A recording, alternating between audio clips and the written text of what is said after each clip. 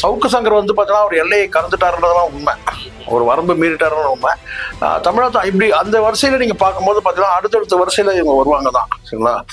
என்ன கேட்டால் வந்து தமிழக பாண்டியன் வந்து நீங்கள் ஆராசாவை தான் நீங்கள் சொன்னீங்க. நீங்களும் கூட ஒரு சார்புடையில் பேசுகிறீங்க. நீங்கள் ஆராசா வந்து அரசியல்வாதி, அவர் சொல்லும் போது அதே தமிழக பாண்டியன் வந்து பார்த்தீங்கன்னா காவல்துறை அதிகாரிகளும் பேசியிருக்கிறார். இப்போ ஒரு குழப்பமாக இருக்குது. இப்போ யார் வந்து மிதவாத பத்திரிகை தீவிரவாத பத்திரிகைன்றது மாதிரி இருக்கு. ஒரு சவால் விடக்கூடிய அளவுக்கு நீங்க பொறிக்கின்ற வார்த்தையை நீங்க பயன்படுத்துறீங்க. அதுக்கு அடுத்தது வந்து பாத்தீங்கன்னா அவரோட கனெக்ட் பண்ணி வந்து பார்த்தீங்கன்னா பெண் வந்து உதவி காவல் ஆய்வாளர்களை கனெக்ட் பண்றீங்க. அதுக்கப்புறம் தேர்ட் ஜெண்டருடைய டேட்டோ பத்தி விமர்சிக்கிறீங்க. இது மூணு வந்து பார்த்தீங்கன்னா என்ன கேட்டா வந்து சவுக்கு சங்கருடைய எல்லையை கடந்துட்டார். கைது பண்ணது கரெக்ட். அவர் வந்து கல்வித்துறையினுடைய அமைச்சர், அவர்கிட்ட தான் இந்த கேள்வியை கேட்கணும், என்கிட்ட கேட்கக்கூடாது. புரியுதா? நீட்டை பத்தி இனிமே பேசக்கூடாது. நீட்டு எங்காவது இப்ப இந்த இதுல ஆட்சியிலேயே முடிஞ்சு போயிடும். சென்ட்ரல் கவர்மெண்ட்ல கொடுக்க வேண்டிய வந்து நிதிகள் வந்து உரிமையோடு கேட்டு வாங்கினாங்க. இங்க அப்படி இருக்குதா? இங்க பிச்சை எடுக்கிற நிலைமையில தானே இருக்கு. உக்கு செய்திகள் நேயர்களுக்கு அன்பு வணக்கங்கள். இன்றைய சிறப்பு விவாத நிகழ்ச்சியில நம்மோடு இணைந்திருக்கும் சிறப்பு விருந்தினர்கள் மூத்த அரசியல் விமர்சகர் மற்றும் பத்திரிகையாளர் மரியாதைக்குரிய திரு சேகோரா ஜெய்சங்கர் அவர்களும், மேலும் தமிழ்நாடு நாயுடு பேரவையின் தலைவரும் திமுகவின் மூத்த முன்னோடியுமான முனைவர் காமாட்சி நாயுடு ஐயா இருக்காங்க.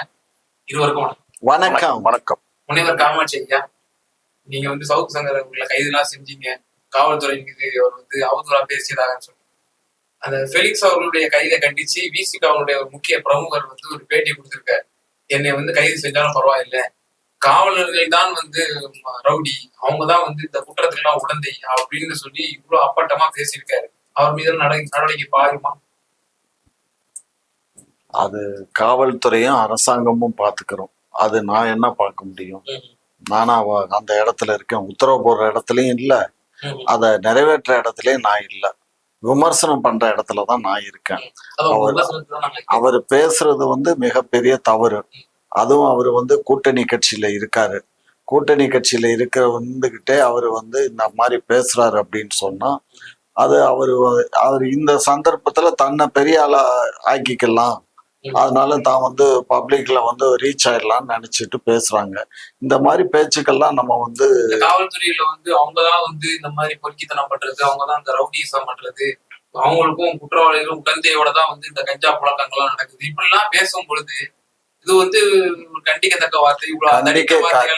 கண்டிக்கத்தக்கது மட்டுமல்ல, கைது செய்ய வேண்டிய வார்த்தையும் கூட. காவல்துறையை பார்த்து இப்படி சேலஞ்ச் பண்ணி இப்படி பேசுறாரு, கண்டிப்பா கைது செஞ்சு பாருங்க அப்படின்னு சொல்றாரு. அது பொறுத்திருந்து பாருங்க, நடக்கும்.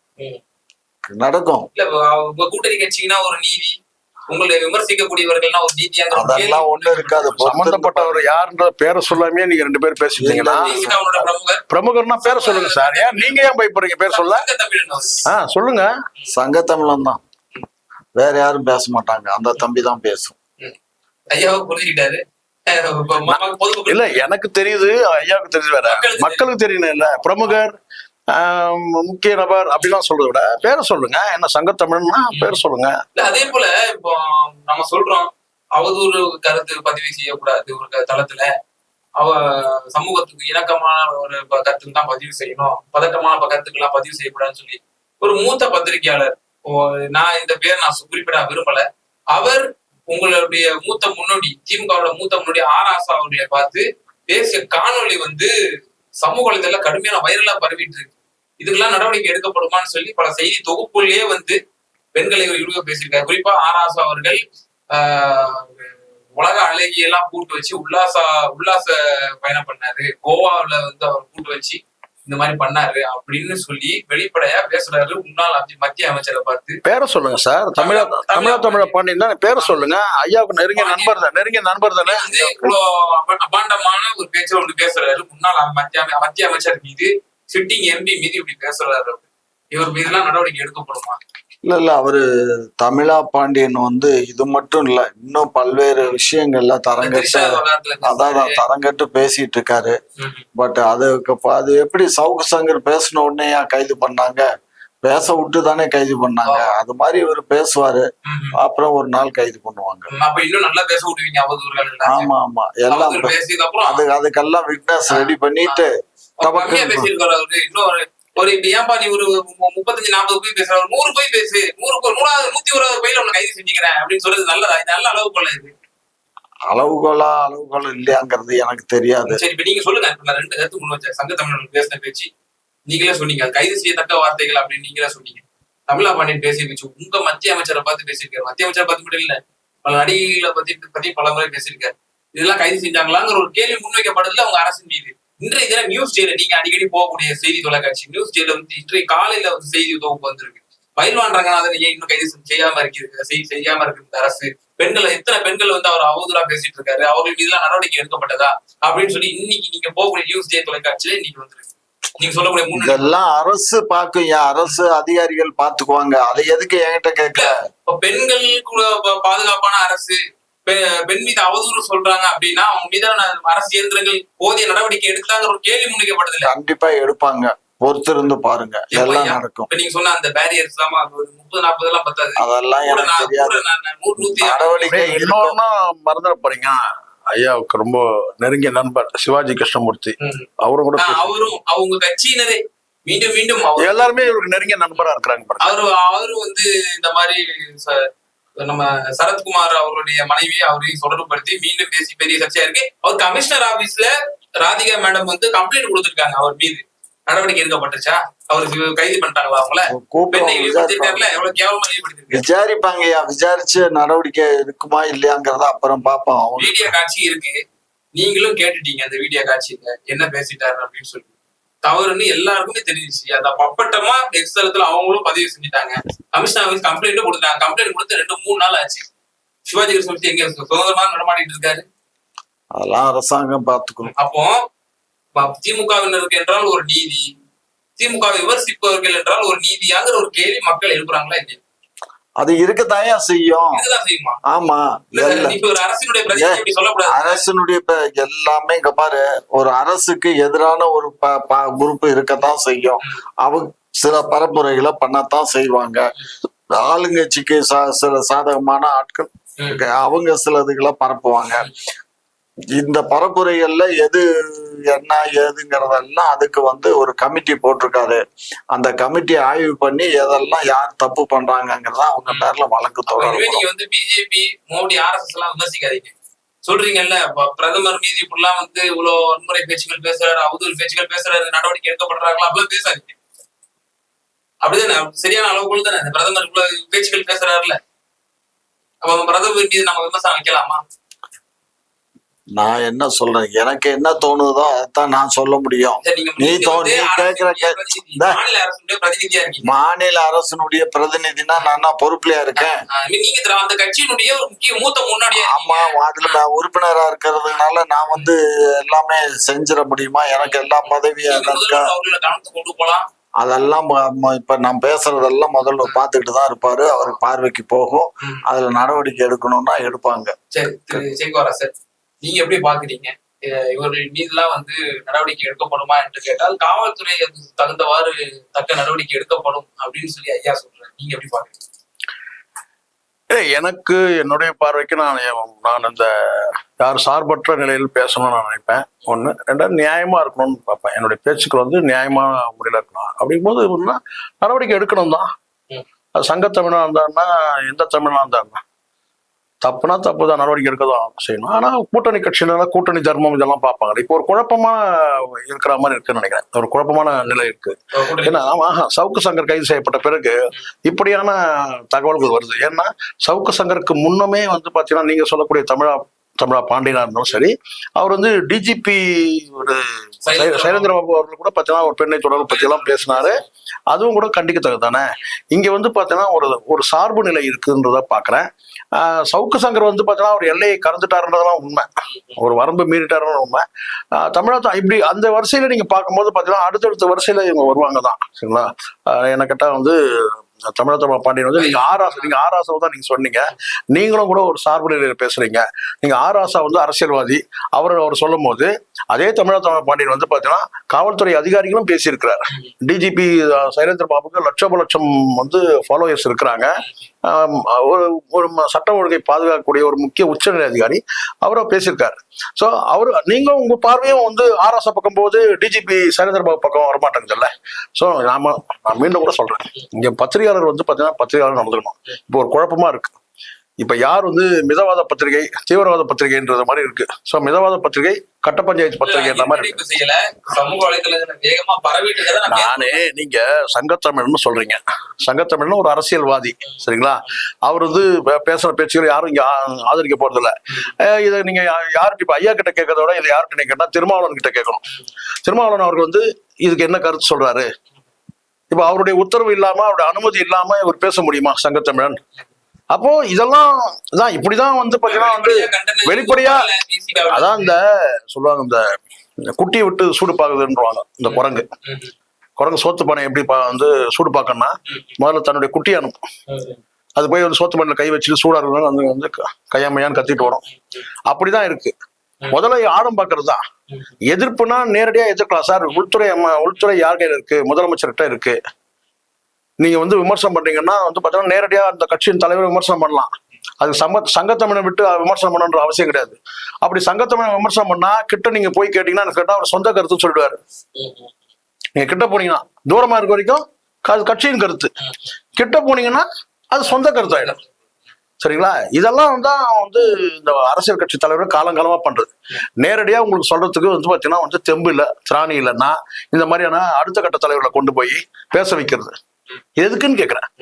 தப்புனா தப்புதான் சார். சங்கத்தமிழ் பண்ணாலும் தப்புதான், தமிழக பாண்டியன்ஸ் பண்ணாலும் தப்புதான், இங்க தகப்பம் பண்ணாலும் தப்புதான், புள்ள பண்ணாலும் தப்புதான். சரிங்களா? இங்க யாரும் பாரபட்சம். சவுக்கு சங்கருக்கு என்ன நியதியோ என்ன நீதியோ அதே தான் வந்து மற்றவங்களுக்கும். அதனால வந்து பாத்தீங்கன்னா அவங்களெல்லாம் விட்டாங்க.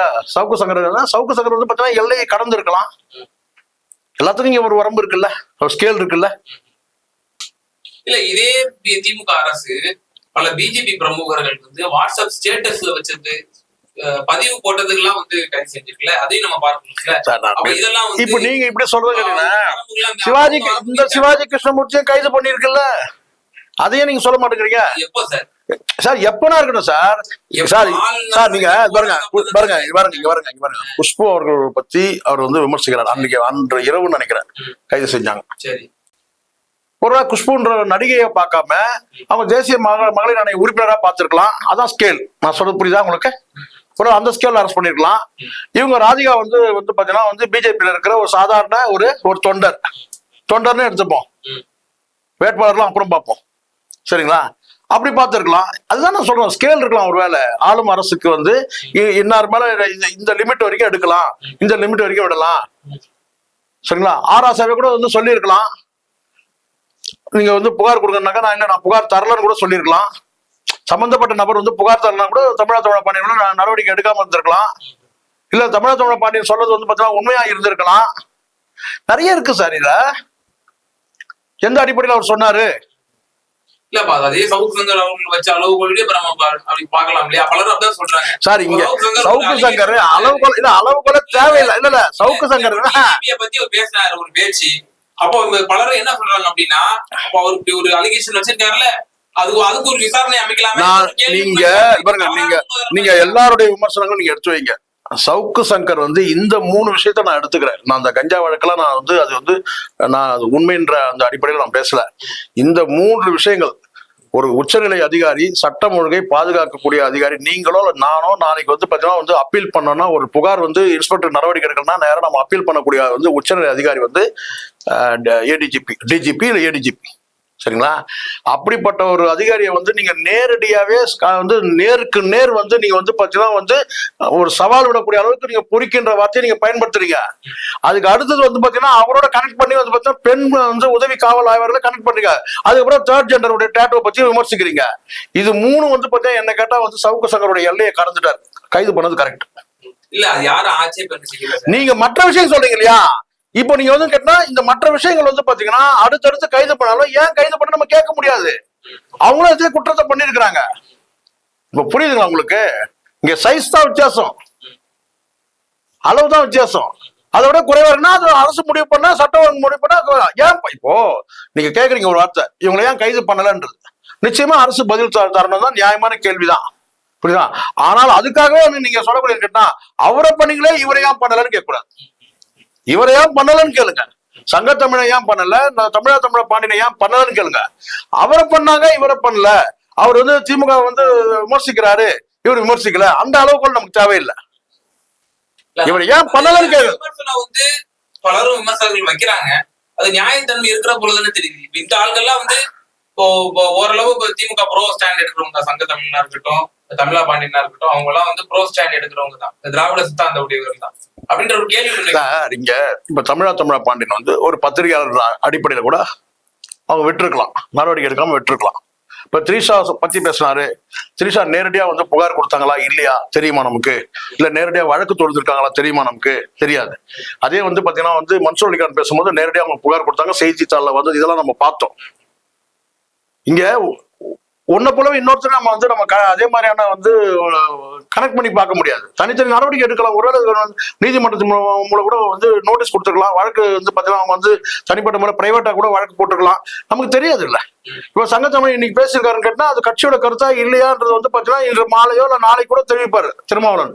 ஓகே, திரு காமாட்சியா, கடந்த 2022 வந்து மார்ச் கொரோனா, அதாவது கிட்டத்தட்ட அப்பதான் நிறைவடைந்த சூழ்நிலை. அப்போதுல இருந்து பத்திரிகையாளர்கள் தொடர்ச்சியா வந்து கல்வித்துறை அமைச்சர் திரு அன்பில் மகேஷ் பொய்யாமொழி அவர்கிட்ட வந்து தொடர்ச்சியா கேள்வி முன்வைக்கிறாங்க. என்னன்னா, நீங்க வந்து மாணவர்களுக்கு வந்து லேப்டாப் வந்து நிறுத்திட்டீங்களே, இது சம்பந்தமா கேள்வி கேட்கும் போது ரிப்பீட்டடா வந்து அவர் வந்து முன்னுக்கு முரணான பதில்களையே கொடுத்துட்டு இருக்காரு. குறிப்பா சொல்ல போனோம் அப்படின்னா, நாங்க வந்து தேர்தல் இருக்கிற டேப் கொடுப்போம் அப்படின்னோம். அதன் பிறகு இன்னொரு 3 மாசம் கழிச்சு பேட்டி கொடுக்குறாரு, இல்ல லேப்டாப் தான் கொடுக்கணும், அது வந்து பல்கா வந்து வராது, இறங்காது, அது சிப்பு வந்து கஷ்டம் இங்க கிடைக்கிறதுக்கு இந்த கொரோனா டைம்ல அப்படின்றாரு. மீண்டும் 2023 அதே கேள்வி கேட்கப்படுது.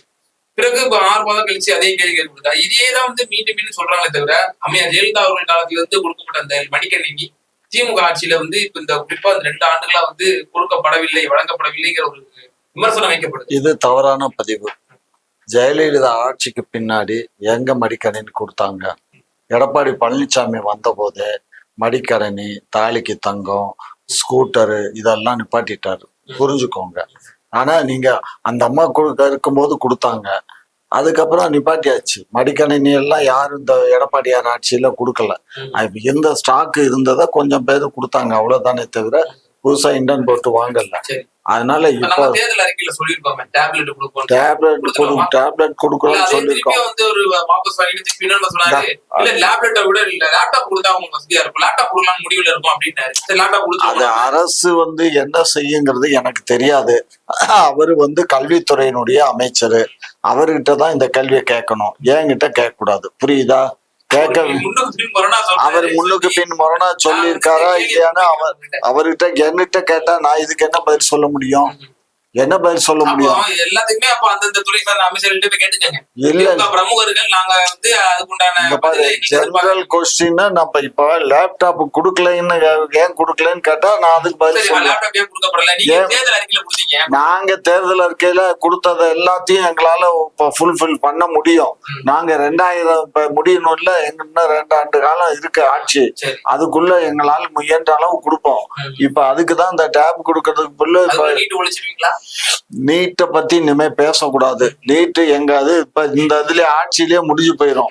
8ஆம் தேதி இப்ப 4ஆம் தேதி ரிசல்ட் வருது. ஆமா ஆமா, நம்ம மாநில நீட் ஒழியாது, நம்ம மாநிலத்தை தமிழ்நாட்டுக்கு விலக்கு வாங்கப்படும், அவ்வளவுதான். சோ அதனால வந்து நீங்க நினைக்கிற மாதிரி அதெல்லாம் ஒண்ணும் கிடையாது, புரிஞ்சுக்கோங்க. லேப்டாப் கொடுக்குறோம்னு சொன்னா கொடுப்போம், காத்திருந்த லேப்டாப் கொடுக்குறோமா டேப் கொடுக்குறோமாங்கிறத.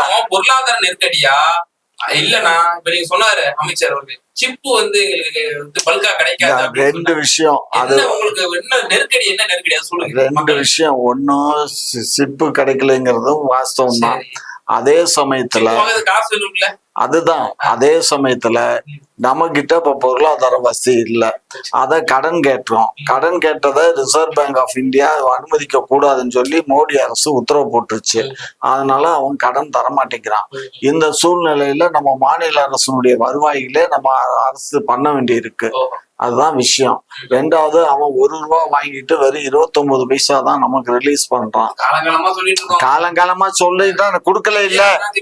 கம்மியா ஜெயலலிதா அவர்கள் ஆட்சி எடுத்து இருந்துச்சு. இங்க பாரு, 29 பைசா அவங்களும் சொல்லிட்டு மாட்டாங்களா, வடக்கு வாழ்கிறது சொல்லி சரி. ரொம்ப போட்டு நீங்க ஐயா போட்டு ரொம்ப வாட்டி வாதிக்காதீங்க. ஒரே ஒரு விஷயம் சொன்னேன். சென்ட்ரல் கவர்மெண்ட்ல இருந்து வரக்கூடிய பல நிதிகள் தடுக்கப்பட்டிருக்குது, வழங்கப்படல. இப்ப இருக்கிறது மாநில வருவாய் வச்சு உலக வங்கியில கடன் வாங்கி பல்வேறு பணிகள் திட்டப்பணிகள் நடக்குது. சரிங்களா? அதுல பாத்தீங்கன்னா காலை சிற்றுண்டி நீங்க லேப்டாப் பார்க்கும்போது காலை சிற்றுண்டி உணவு பிள்ளைகளுக்கு கிடைக்குதுன்னு சொல்லி நம்ம மகிழ்ச்சி அடைவோம். இது போன்ற ஜெயலலிதா காலத்துல நீங்க கொடுத்த மாதிரி சொன்னீங்க இல்லையா, இதெல்லாம் இவர் ஐயா சொல்ற மாதிரி எடப்பாடி காலத்திலும் வழங்கப்படல. அது காரணம் சென்ட்ரல் கவர்மெண்ட்ல இருந்து வரக்கூடிய நிதிகள் திட்டப்பணிகளுக்கு பயன்படும். திட்டப்பணிகளுக்காக இருக்கக்கூடிய பணங்களை இது மாதிரியான இந்த மாதிரியான திட்டங்கள் மடிக்கணியம் கொடுக்குற மாதிரி இன்னும் பல திட்டங்கள் பள்ளி மாணவர்கள் வழங்கக்கூடிய பல திட்டங்கள் இருக்கு. இப்போ ஒருவேளை நான் இப்படி நினைக்கிறேன், ஐயாவுக்கு தெரியுமான்னு தெரியல. இப்போ கல்லூரி மாணவர்களுக்கு ₹1000 நிதியுதவி வழங்கக்கூடிய அந்த திட்டம் இருக்கு. இப்போ அதை அடுத்தது அமல்படுத்த போறாங்க. இப்போ இப்படி குடும்ப தலைவர்கள் கொடுத்தாங்கல்ல ₹1000, அந்த மாதிரி கொடுக்க போறாங்க. ஸோ அதனால என்னன்னா, இந்த கணினி திட்டம் ஒருவேளை கிடப்புல இருக்கலாம். அதை நேரடியாக அமைச்சர் சொல்லிட்டு போகலாம். ஐயா மாதிரி வழக்குழன்னு பேசாம நேரடியா சொல்லிட்டு போயிடலாம். அதுதான் நேரடியா இதுதான் உண்மையான காரணம். இப்போ நீங்க அப்படி சொன்னா என்ன பண்ணுவீங்க? இப்போ நான் சொன்ன பதில மகேஷ் கல்வி அமைச்சர் சொல்லிதான் நீங்க என்ன சொல்றீங்கன்னா, அப்ப சென்ட்ரல் கவர்மெண்ட் கொடுக்குற பணத்துல தான் நீங்க இந்த இலவச திட்டம் எல்லாம் கொடுக்குறீங்கன்னு கேள்வி கேட்பீங்க. புரியுதுங்களா நான் சொல்றது? சோ அவருடைய திட்டம், அதாவது என்ன, திட்டப்பணிகளுக்கான நிதி ஒதுக்கீடு அங்கிருந்து வரல. இப்ப வெள்ள நிவாரணத்துக்கான நிதி ஒதுக்கீடு என்ன வந்துச்சு? சரிங்களா? அப்ப ஜிஎஸ்டி கூட தரக்கூடிய ஜிஎஸ்டி வரக்கூடிய வருவாய் பாத்தீங்கன்னா 29 பைசா சொன்னார் இல்லையா? 29 பைசா அமைச்சர் பிரதமர் கூட சொன்னாரு, அமைச்சர் உதயநிதி.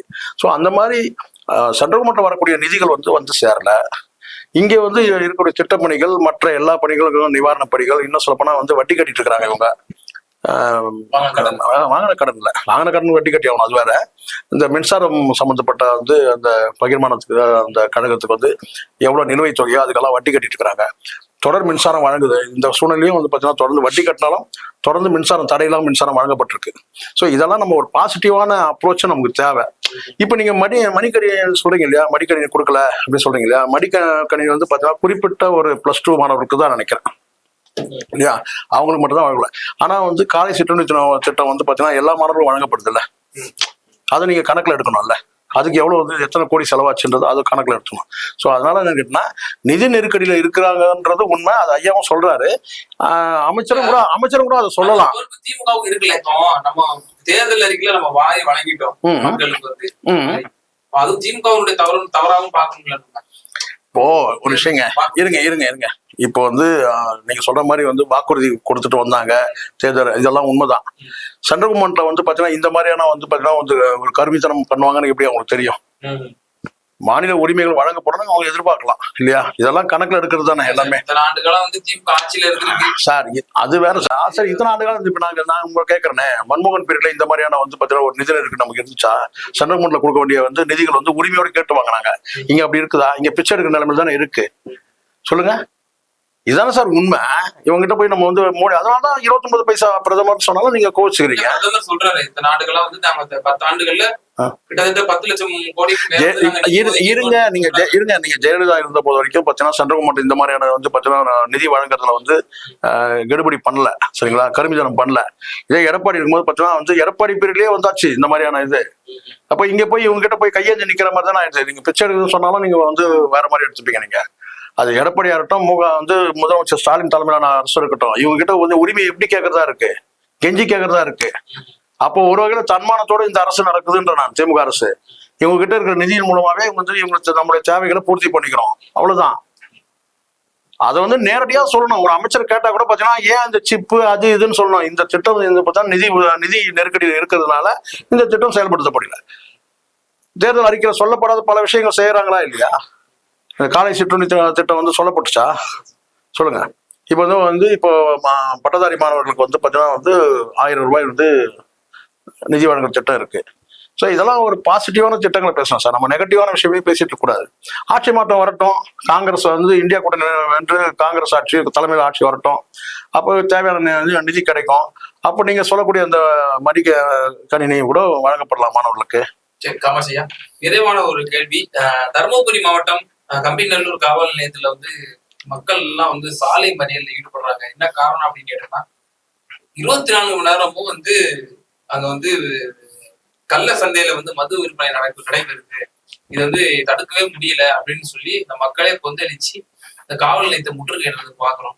இது எப்படி பாக்குறீங்க? அதுவும் அந்த சம்பந்தப்பட்ட அந்த நபர் வாட்ஸ்அப் ஸ்டேட்டஸ்ல வைக்கிறாரா, இந்த மாதிரி யாரும் தொட முடியாது, நான் அப்படிதான் விற்பேன், நீங்க என்ன வேணா பண்ணிக்கோங்க அப்படின்ற மாதிரி ஒரு மிரட்டல் தோனியில அவர் இந்த மாதிரி ஸ்டேட்டஸ் வைக்கிறதாகவும். கள்ளச்சாராயம் விற்பனை ஆகுது. கள்ளச்சாராயம் விற்பனை ஆகிறத அங்க இருக்கக்கூடிய காவல்துறை அதை பிடிக்கணும். பிடிக்காம காவல்துறை அவனுக்கு போகுது அப்படின்னு சொன்னா உயர் அதிகாரிகளுக்கு அந்த பொறுப்பு இருக்கு. உயர் அதிகாரிகள் அதை செய்யணும். அவங்களும் செய்யலைன்னா பொதுமக்கள் பாத்துக்கணும்.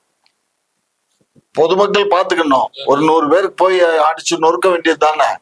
என்னத்துக்கு மக்கள் சட்டத்தை கையில எடுக்கணும்னு சொல்றீங்க? அப்போ அதாவது காவல்துறை நடவடிக்கை எடுக்க தவறும் பட்சத்தில் அப்ப என்ன செய்யறது? காவலர்கள் நடவடிக்கை எடுக்காத பட்சத்தில் மக்கள் சட்டத்தை கையில் எடுக்கலாம்னு சொல்லி வன்முறை சொல்லல, ஜனநாயக முறைப்படி அங்க இத காய்ச்சக்கூடாதுன்னு சொல்லி தடுத்து நிப்பாட்டி ஒரு உண்ணாவிரதம் போராட்டம் பண்ணோம்னா சரி, தடுத்தே நிப்பாட்டலாம்.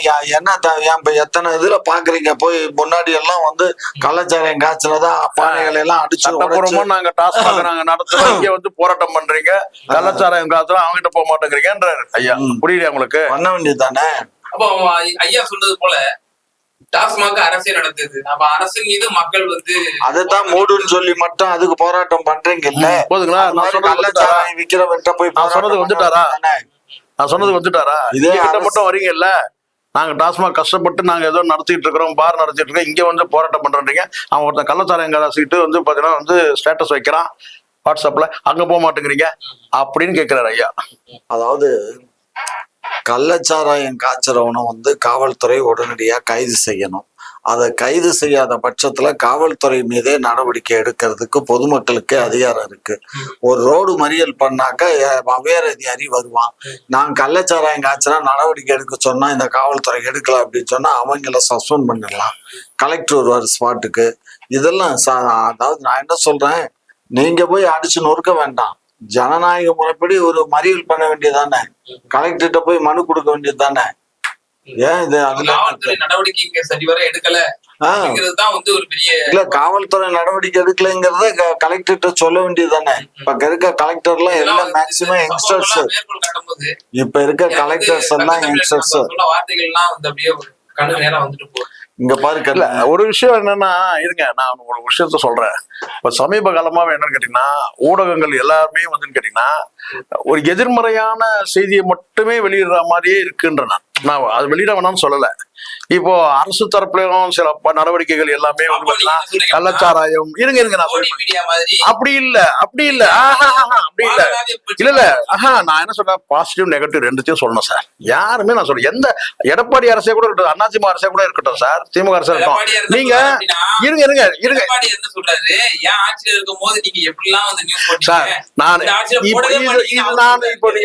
இப்போ நான் சொல்ல வரதே என்னன்னு கேட்டீங்கன்னா, ஆளும் தரப்பா இருக்கட்டும், எதிர்கட்சி தரப்பா இருக்கட்டும், அல்ல ஊடகங்களா இருக்கட்டும், என்னன்னு கேட்டீங்கன்னா இப்ப சமீப காலமான ஒரு பேச்சே எப்படி தெரியுமா இருக்கு அப்துல்? ஒரு விஷயம் பாருங்களேன், வரக்கூடிய செய்திகள்லாம் கள்ளச்சாராயம், கஞ்சா, போதை, இதையே மையப்படுத்தி இருக்கிற மாதிரியே இருக்கு.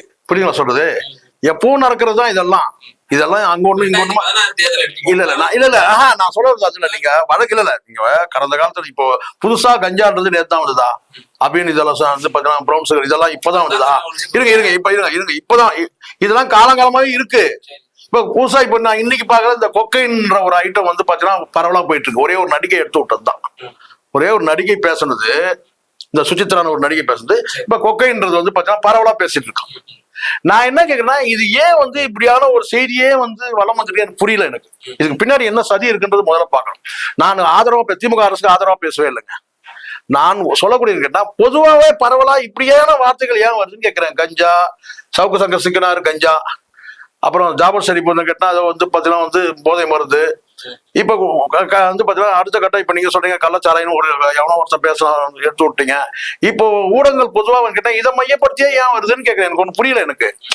இப்போ திமுக அரசு கூட நீங்க வந்து விமர்சனம் பண்ண எவ்வளவோ இருக்கு சார், விமர்சனம் பண்றதுக்கு எதிர்மறை செய்திகள் எவ்வளவோ இருக்கு. ஆனால் ஏன் வந்து இந்த போதை இந்த கொக்கைன்றது இப்ப இது வரைக்கும் என்னன்றது தெரியாது.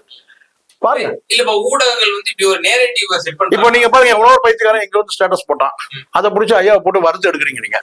எது எப்படி சரியா இருக்கும்? மக்கள் வந்து சாலை மறியல் சார் நான் என்ன சொன்னேன், ஒரு குறிப்பிட்ட ஒரு வீதியிலே இருக்கட்டும் சார், ஒரு ஊர்லயே கூட இருக்கட்டும் சார், கள்ளச்சாராயம் காலங்காலமா ஊர்ல கிராமங்கள்லாம் காய்ச்சறது தானே சார், வண்டி வண்டியா ஏத்துறது தானே. அதனாலதான் இந்த டாஸ்மாக்ன்ற தொல்லை வந்தது சார். நான் என்ன எல்லாமே இருக்கு இருங்க, எல்லாம் இருங்க. ஆனால் இல்ல நான் ஒத்துக்க. இந்த சமீப காலத்துல ஒட்டுமொத்தமா இந்த ஊடகங்கள் இதையே மேய்ஞ்சிட்டு இருக்கீங்களேன்னு கேட்கிறேன் நான். முழுக்க போதை எவ்வளவு விஷயம் இருக்கு சார் விவாதிக்கிறதுக்கு. அரசோட பிரச்சனைகள் எவ்வளவு இருக்கு, இது வந்து பாத்தீங்கன்னா வந்து உரிமைகள் எவ்வளவு இருக்கு, தேர்தல் நடந்து முடிஞ்சிருக்கு, தேர்தல் அரசியல் பத்தி பேசுறோம். சென்ட்ரல்ல வந்து பாத்தீங்கன்னா வந்து இப்ப நமக்கு சென்ட்ரலுக்கு மட்டும் எந்த தொடர்பும் இல்லையா, அங்க இன்னும் தேர்தல் நடந்துட்டு இருக்குது, அங்க பிரச்சாரங்கள் நடந்துட்டு இருக்கு, நம்ம அதை பத்தி பேசுறோம். யார் அடுத்த ஆட்சி அமைக்க போறது யார், அதை பத்தி பேசுறோம். அடிப்படை வந்து விஷயங்கள் எவ்வளவு இருக்கு. ஆனால் ஒட்டுமொத்தமா எல்லா ஊடகமும் பாத்தீங்கன்னா இந்த ஜாபர் ஷெரீப் கைதுக்கு பிறகு எல்லாரும் மையப்படுத்துறதும் அமீரை பிடிச்சா ரைட் இந்த போதை விஷயத்த கேளு, இவங்களை பிடிச்சா அதை போய் இதை எல்லாமே வந்து பாத்தீங்கன்னா ஏன் இப்ப யாரோ ஒருத்தன் எவனோ ஒருத்தர் ஸ்டேட்டஸ் போட்டா எங்கேயோ வருது, அதை சம்பந்தப்பட்ட ஐயா சொன்ன மாதிரி அந்த காவல்துறை மாவட்ட காவல் கண்காணிப்பாளர் பாத்துக்க போறாங்க, அந்த சம்பந்தப்பட்ட ஆய்வாளர் பார்க்க போறாரு. ஆனா நம்ம அதை பத்தி மாதிரி ஏன் இந்த மாதிரியா வந்து பாத்தீங்கன்னா முழுக்க வந்து பாத்தீங்கன்னா கள்ளச்சாராயம், கஞ்சா வந்து பாத்தீங்கன்னா அப்படின்னு இந்த மாதிரி கொக்கைன் இதே மையப்படுத்தி ஊடகங்கள் சுத்திக்கிட்டு இருக்குன்னு கேக்குறேன் நான். எவ்வளவு விஷயம் இருக்கு சார், அதை நம்ம மாத்திக்கணும். நம்ம பேசுறது இன்னும் பரவாயில்ல மக்கள் கிட்ட போயிட்டு இருக்குல்ல. உங்களோட இருவரோட கருத்தை நன்றி.